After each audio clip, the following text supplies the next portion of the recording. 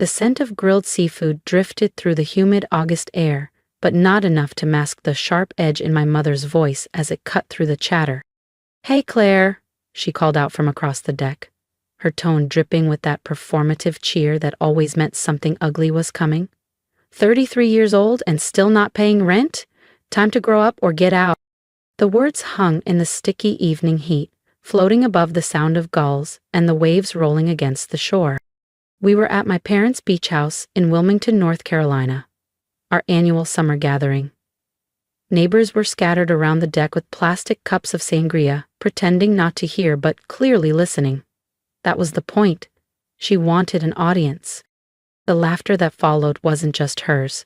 My stepfather, Raymond, grinned into his beer, while my younger half-sister, Elise, smirked from her seat near the cooler.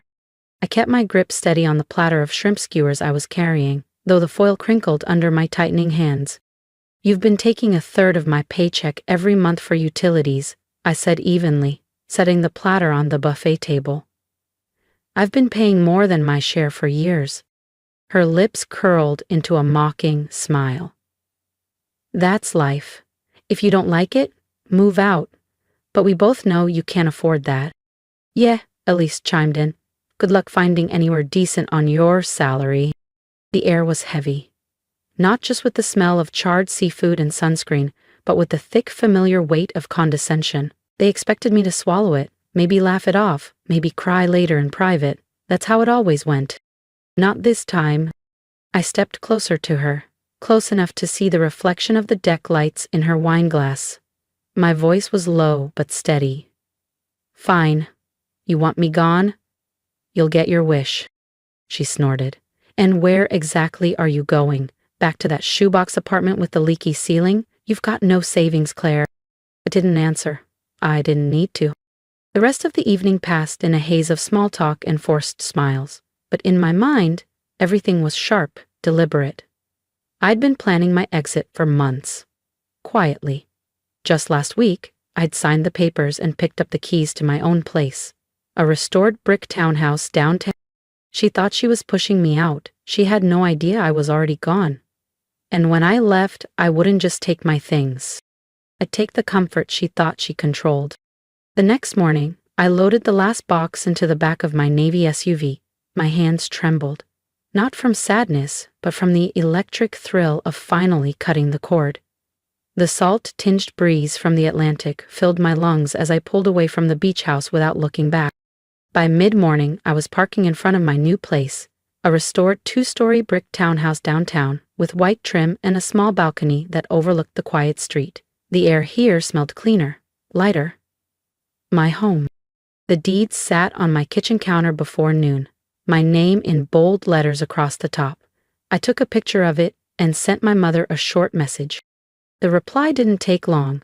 Within an hour, her name flashed across my phone screen. I let it ring. Then came a call from Raymond. Ignored. By dinner time, I heard the rumble of a familiar pickup truck outside. Peeking through the blinds, I saw her, my mother, climbing out of the passenger seat. Face pale, lips pressed into a razor-thin line. Raymond followed, his brow furrowed. Elise's car idled behind them. The music turned off. I stepped out onto my balcony as they reached the sidewalk. My mother's voice carried up to me, tight and urgent. "You're not serious, Claire." Leaning against the railing, I met her eyes. "You told me to pay rent or get out. I chose get out. And I'm done paying your bills, too." Raymond's face hardened. Elise shifted uncomfortably, for once without her usual smirk.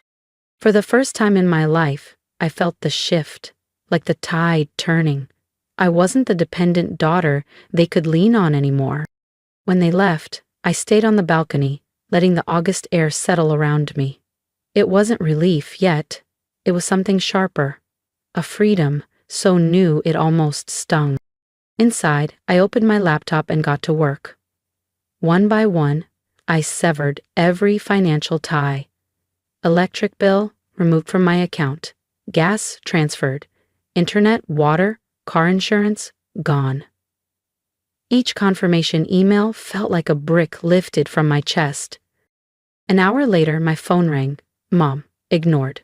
Then Raymond, ignored. Elise, ignored. Across he already leads. By late evening, the family group chat lit up, loading client knowledge into one commerce app. Mom always act like the Clispaneerings. This isn't funny, Claire. The Wi-Fi's down. Raymond, you can't just shut things off. Elise, wow, hope you're happy. You ruined dinner. I typed one line and hit send. I've moved out. Bills are your responsibility now. I thought that would be the end of it, until I saw their SUV pull up in front of my townhouse the next afternoon. Raymond got out first, his jaw clenched tight. My mother followed, arms folded across her chest like a shield. Elise stayed in the car, scrolling on her phone, pretending she wasn't watching. Raymond stopped at the bottom of my front steps. All right, enough of this. You've made your point. Turn the accounts back on for a week while we get things sorted. I met his gaze without flinching. You've been taking a third of my paycheck for years. You made it clear on the deck the other night. You wanted me gone. Well, I'm gone. And so is my money. My mother gave a short, brittle laugh. Wow, cold. No, I said, stepping down until we were face to face. Cold is mocking your own daughter in front of the neighbors. This is warm compared to that. Raymond opened his mouth, but nothing came out.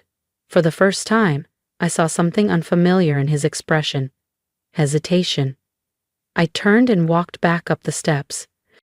You'll figure it out, I said over my shoulder, just like I did. The door clicked shut behind me. For the first time in years, I realized I was the one holding the lock. The next morning, I woke to the kind of silence I'd forgotten existed. No heavy footsteps in the hallway, no TV blaring, no sharp voices echoing from the kitchen, just stillness. I made coffee in my small but sunlit kitchen, the steam curling lazily in the warm August light. For a moment, I almost smiled, until my phone started buzzing. Raymond, call us. This is urgent. Mom, the electric's off. Food's spoiling. We have to talk. Mom again. If you care about this family, you'll fix this today. I set the phone down and took another slow sip of coffee. Their chaos was no longer my responsibility. By noon, there was a sharp knock at my door, 3 times, quick and hard. I checked the porch camera. My mother stood there alone, sunglasses covering half her face. I opened the door just enough to speak. What do you want? Her smile was tight, forced. We need the car insurance in your name for just a few more days. Elise has an interview. I've already moved it to my address, I said evenly. It's my policy. If Elise is driving, she needs her own. Her jaw twitched, but she didn't argue. This time, she was the one walking away. If you've been following my story, you know this is just the beginning. Subscribe now, so you don't miss what happens when they try one last move to pull me back in. You're punishing us, my mother said, her sunglasses sliding down just enough for me to catch the edge of her glare. No, I replied, leaning against the doorframe. I'm refusing to be punished anymore. She blinked, thrown off by my calm tone. Your stepfather's furious. You know he's only like this because he's stressed. The shop closing? I tilted my head. That shop closed 3 years ago. He's had 3 years to stop leaning on me like a crutch. For a second, her carefully composed mask slipped, her eyes sharpened, voice lowering. You'll regret this. Sooner than you think, I said, and closed the door without another word. That night, while unpacking boxes in my new living room, my phone lit up with an alert from my bank. Suspicious login attempt detected. My stomach tightened. Logged in, multiple failed password attempts. Then something else caught my eye. A department store credit card I'd never opened, registered under my name but tied to an address that wasn't mine. It didn't take much to connect the dots. My purse had mysteriously gone missing in the old house last year, only to reappear 2 days later with nothing missing. Or so I thought. My stepbrother Tyler. I printed every bank email, every fraudulent statement, sliding them into a folder labeled boundaries in big black letters. This wasn't just about protecting myself anymore. I was building a case. Near midnight, my phone buzzed again. Tyler, you think you're better than us now? Watch your mailbox. I stared at the screen, feeling the anger in my chest condense into something colder, sharper. They weren't just losing my money. They were losing their grip. And the more they realized it, the uglier this was going to get. The next 2 days were quiet. Too quiet. No knocks, no calls, just the occasional text from Tyler, each one dripping with sarcasm or thinly veiled threats. I kept my replies short and always in writing, careful, like my attorney had advised. Every word, every date, every attempt to bait me went into that same folder. By the third morning, the silence broke. My phone buzzed nonstop as I sipped coffee at my kitchen counter. Screenshots from friends and neighbors started rolling in, public posts on my mother's personal page, written in that wounded, self-pitying tone she'd perfected. Some people think they can just turn their back on family. After all we've done, they leave us in the dark, literally. The comments were predictable, sympathy from mutual friends, nosy questions from distant relatives I hadn't heard from in years. And of course, her signature move, leaving just enough detail out so the villain could be anyone. But the most telling thing? Not one of them tagged me. Not one said my name. They wanted to spin their story without giving me a brush. I didn't take the bait. Instead, I called the power company, water company, and internet provider again to double-check that every account was fully switched to their names. I wasn't leaving them a single inch of leverage. By noon, my doorbell rang. The porch camera made my jaw tighten. Raymond, alone this time, hands buried deep in his shorts pockets. I opened the door but stayed firmly behind the threshold. "What is it?" His voice was calmer than I expected, but there was still an edge. "We've got a situation. The mortgage payment's due, and without your transfer—" "Not my problem," I said before he could finish. His eyes narrowed. "Do you even hear yourself? You've been part of this household for years. You don't just walk away from responsibilities overnight." I laughed, a sharp, humorless sound. "You mean the responsibilities you dumped on me the moment I started working? The ones you never asked about, just took?" He stepped closer. "You think this new place makes you better than us? That you can just hide here while we drown?" "I'm not hiding, Raymond. I'm just done being your lifeline." His jaw tightened like he was holding back a dozen threats. Then he turned, but not before tossing a final shot over his shoulder. "You'll regret this when you come crawling back." I closed the door slowly, almost savoring the click of the lock. Crawling back wasn't in my vocabulary anymore. That evening, as the August sun sank low over the rooftops, I saw the unraveling begin. A neighbor from my old street called, voice low, like sharing a secret. "They're out in the driveway yelling. Something about the bank account being overdrawn. Denise says she can't buy groceries. He keeps saying it's your fault." I thanked them, hung up, and sat in silence for a moment. They were finally feeling what I'd carried alone for years, the weight pressing down on them instead of me. The next day, I made my next move. I went to the bank, met with the branch manager, and closed the last joint account they still had access to. When I left, the folder in my bag felt heavier, thicker, more complete. That evening, a text from my mother. "You've made your point. We get it. Just please help us this month. We'll figure it out after." I didn't reply. 2 hours later, a public post on her profile. Funny how people change when they think they don't need you anymore. But life has a way of humbling everyone. And for once, my mother was right. Though not in the way she imagined. It was a humid Saturday morning when the perfect opportunity landed in my lap. I was at my kitchen counter, sipping coffee, scrolling through emails when one popped up from the mortgage company, tied to my parents' beach house.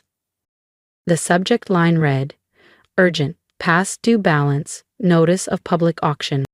At first, I thought it was some clerical error. I hadn't lived there for weeks, and I'd already removed my name from every account linked to that address. But when I opened the message, I realized the bank must still have me listed as an emergency contact from years ago. The letter was short and blunt. 2 payments missed. No arrangement made. Auction scheduled in 30 days. I sat there, letting the words sink in. This was it. Proof in black and white that all their bluster and finger-pointing was just smoke. Before, I might have rushed over, tried to fix it, drained my account again to save the family.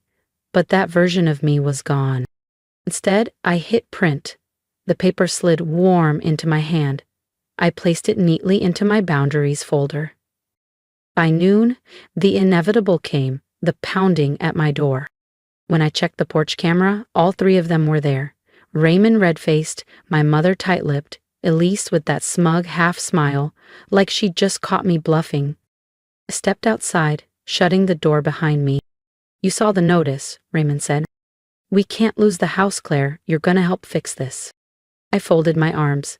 "No, I'm not. You're still family." His voice was loud enough for the neighbors across the street to look up from their lawn chairs. I didn't lower mine. Family doesn't use you like an ATM. Family doesn't laugh while you're humiliated in front of half the neighborhood. And family doesn't commit fraud in your name and expect you to just take it. My mother stepped forward, eyes flicking nervously toward the watching neighbors. "Do you have to make a scene?" "Yes," I said flatly, "because you never had a problem making one when it suited you." Elise muttered something under her breath. "You're right," I said, turning to her. "It is unbelievable I let this go on for as long as I did." Raymond's voice dropped to that low, threatening tone he used to think could scare me into silence. "If you walk away from this, you'll be nothing to us." I smiled, no humor, just steel. "Then I'll be nothing to you and everything to myself." Before I went inside, I pulled the printed foreclosure notice from my folder and held it up where all three could see. "This," I said, my voice cutting through the thick air, "is what happens when the person you've been draining finally stops bleeding for you." I let the paper drop to the porch. The click of the lock behind me was the most satisfying sound I'd heard in years. Through the blinds, I saw them hesitate, Raymond frozen, my mother glancing toward the neighbors, Elise nudging the paper with her shoe like it might bite. Then they left. That evening, I posted one vague sentence on my own social media. Sometimes the best gift you can give someone is the chance to stand on their own 2 feet. The comments poured in. Friends congratulating me, distant relatives sending quiet messages of support. I never named them. I didn't need to, because their downfall wasn't my story to tell anymore. It was theirs to live, and I was finally free to live mine. If you've ever felt trapped by family obligations, remember this. Boundaries aren't cruelty, they're survival. You are allowed to protect your time, money, and energy. Don't let guilt be the leash that keeps you in place. Cut it, and you'll be amazed how much lighter you feel.